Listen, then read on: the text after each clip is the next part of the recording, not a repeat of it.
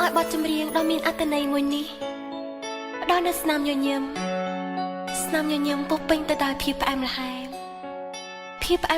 ជាមួយនឹងក្តីប្រាថ្នារបស់ខ្ញុំហើយខ្ញុំចង់និយាយថា Happy birthday to me I say happy birthday to me Happy